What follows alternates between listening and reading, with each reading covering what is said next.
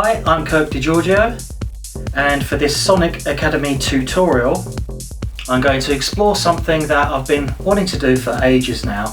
This tutorial was inspired by some recent conversations I've been having with other electronic dance music producers, and what we were saying is how fantastic it is to be working in the box nowadays. Even if you've got a hybrid setup, if you send your audio out to hardware gear and then back in again, or if you work totally in the box, with all these incredibly accurate plug-in emulations that are coming out on the market, it's never been a better time to get some experience with some very classic, sometimes very expensive, and sometimes very rare pieces of hardware.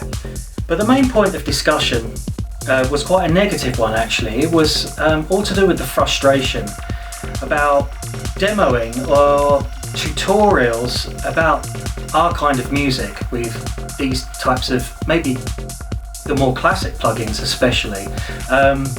If you're into sort of a middle of the road shopping mall American rock sound, it's great, because that seems to be what most of these developers, whether it's the hardware or the software developers, that's what they seem to demo, or you see the online tutorials, that's what the source material they generally use.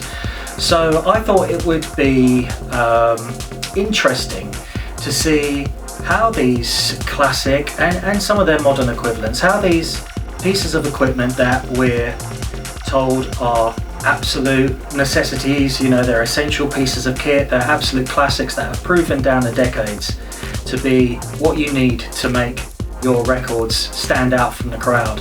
So I thought it would be interesting to put some of these emulations up against some electronic dance music, the kind that you do not often hear in demos, if at all. Sometimes you'll hear some EDM, maybe some commercial electronic music, maybe some hip hop, something like that. Obviously the companies have done their marketing and they know what their main market is, especially in America, so they're the types of music that often dominate in these tutorials. So here's an opportunity to hear underground. If you're an underground electronic dance music producer, this is an opportunity for us all to test out some of this equipment and to see if these designs hold up despite the material being very different from what is usually marketed as.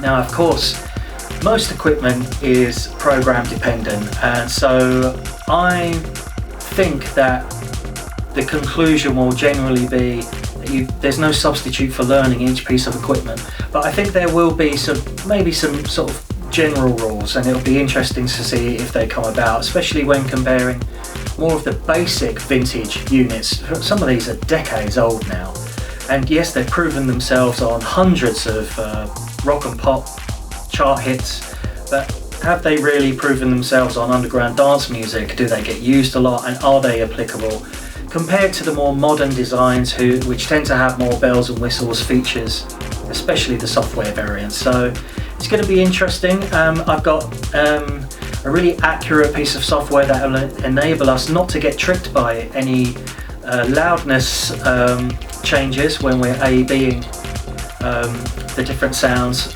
before and after they hit these plug-in emulations. So yeah, stay tuned, this is going to be quite interesting.